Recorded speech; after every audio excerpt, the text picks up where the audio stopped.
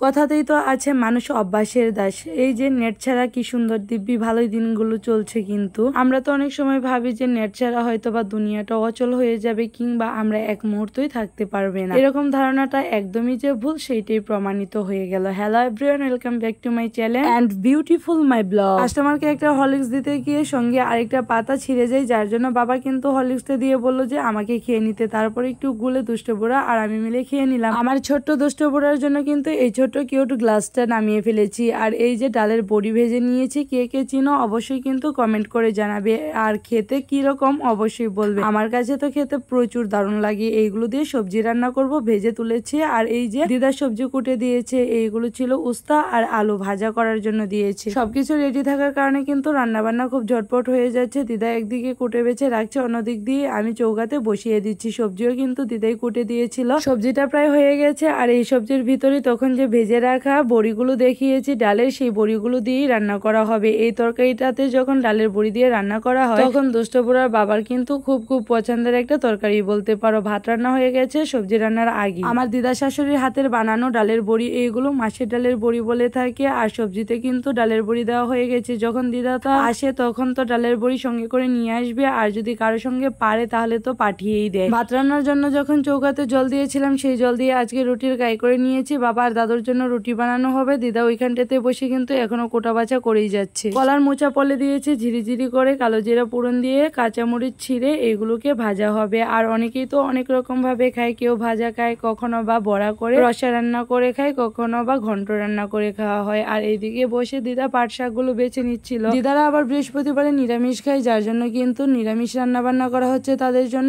এইগুলো রান্না বান্না শেষ করার পর আবার আমাদের জন্য মাছের রান্না করা হবে। চৌকা থেকে নামানোর পরই কিন্তু সবজিটাকে আমি আলাদা আলাদা বাটিতে ভাগ করে নিয়েছি। এই দিক দিয়ে তো চৌকাতে আমি রুটি সেকছি, অন্য দিক দিয়ে কিন্তু অনেকগুলো রুটি বানানো আমার হয়েও গেছে। গরম গরম খাবার দাবার দুষ্ট বুড়ার বাবার একদমই পছন্দ না, যার জন্য তার খাবারটা একটু আগে থেকে রেডি করে রাখি যাতে ঠান্ডা হয়ে যায়, তারপর তাকে দিয়ে দিই। আর এই যে এইদিকে রুটি বানানোর পরই কিন্তু চৌকাতে উস্তা ভাজাটা দিয়ে দিয়েছি। ঘড়িতে এখন মাত্র 10:30 বাজে। আর এত সব রান্না কিন্তু খুবই অল্প সময় হয়ে গেছে বলতে পারো। আর নিরামিষ রান্না বান্না করতে কিন্তু বেশি সময়ও লাগে না। দুষ্ট বুড়ার বাবা কিন্তু তার পছন্দের তরকারি দিয়ে রুটিও খেয়ে নিল। আর তাকে জিজ্ঞাসা করছিলাম খেতে কিরকম হয়েছিল, সে কিন্তু সুন্দর একটা রিভিউ দিয়ে দিল। আমার ঠান্ডা তো জগৎ ঠান্ডা, ভগবান তো আর খাওয়ার জন্য কান্না করে না, তাকে একটু দেরিতে দিলেও সমস্যা হয় না। তা না, কিন্তু মার আজকে স্নান করতেই দেরি হয়ে গেছে, যার জন্য পূজাটা দেওয়া হয়নি। এখন মা পূজা সারবে। এই পাতাগুলো কে কে চিনো অবশ্যই কমেন্ট করে বলবে, আর যে না চিনো সে আমার কাছ থেকে জেনে নাও। এই পাতাগুলোর নাম হচ্ছে পিপুলের পাতা। মাছ যদি নরম হয়ে যায় বা যে কোনো মাছের ঝোড়া করতে চাও তাহলে কিন্তু এই পাতাগুলো সঙ্গে দিতে পারো। আগের দিন বাজার থেকে বাবা 2টা ছোট বোয়াল এনেছিল, আর আনার পর বলেছিল এগুলো ঝুরা খাবে, যার জন্য কিন্তু আজকে সেই বোয়াল দিয়ে ঝুরা রান্না করা হচ্ছে। আর বোয়ালগুলো কিন্তু নরম ছিল না, ভালোই ছিল। যে শুধু নরম হলেই ঝুরাতে পাতা দিয়ে খায় তাই কিন্তু না, এমনিতেও খায়। আর ওই মাছগুলো দিয়ে রান্না করবে সবজি দিয়ে, ছোট মাছ দিয়ে রান্না করবে বলে কিন্তু সবজিগুলো ছোট করে কাটা হয়েছে।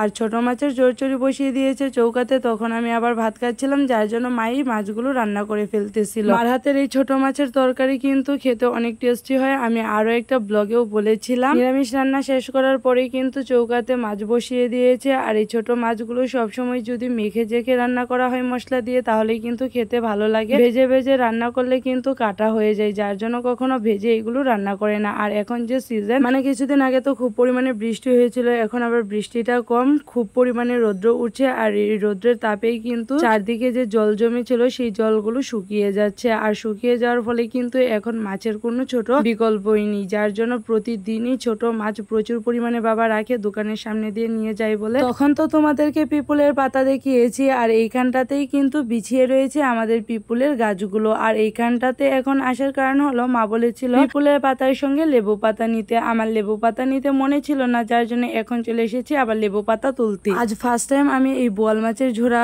করতে দেখলাম মাকে। এর আগে আমি কখনো দেখি নাই। দাদু নাকি আনতো এরকম ছোট ছোট মাছের পোনা, এনে বলতো যে তাকে ঝুরা করে দিতে। আজকে আবার বাবা আনলো, আর আমি এই প্রথমবার দেখলাম বাবাকে এই বোয়াল মাছের ঝুরা করে দেওয়ার জন্য বলতে। রান্নাঘরের দায়িত্বে এইবার মা চলে গেছে, আর আমি দুষ্ট বুড়াকে স্নান করিয়ে নিয়ে চলে এসেছি ঘুমানোর জন্য। কিন্তু একটু ফোটাও ঘুমালো না, এত দুষ্ট। ভাইরাল একটা ট্রেন্ডিং খাবার ছিল কিন্তু এইটা, সবাইকে দেখেছি কম বেশ খুব পরিমাণেই খেয়েছে, কিন্তু আমি কখনো ট্রাই করি নাই। আজ আবার হঠাৎ করে মনে চাচ্ছিল যে একটু লেবুর পিনিক বানিয়ে যদি ট্রাই করি তাহলে কিরকম হয়, যে খেতে কিরকম স্বাদ। সবাইকে তো দেখলাম খুব খেয়েছে, আমি আমি তো খাইনি, খেয়ে দেখবো আজ কিরকম। আর এইটা ছিল দুষ্টু বুড়ার বাবার জন্য। আম নিয়েছি, তেঁতুল নিয়েছি, কাঁচা কলা দিয়েছি, শুকনো লঙ্কা পুড়ে দিয়েছি আর কাঁচা লঙ্কা দিয়েছি। তারপর একটা আচ্ছা মাখা দিয়ে দুষ্টু বুড়ার বাবাকে দেবো, আর সঙ্গে কিন্তু একটু বিট লবণও দিয়েছি। দুষ্টু বুড়ার বাবাই বলতেছিল বিকাল করে তার নাকি একটু টক খেতে মন চাচ্ছে, যার জন্য কিন্তু আরো এরকম ভাবে আমারও মনে আসলো যে একটু লেবুর পিনিক বানিয়ে খাই। এই দেখো আমার লেবুর পিনিক খাওয়ার পর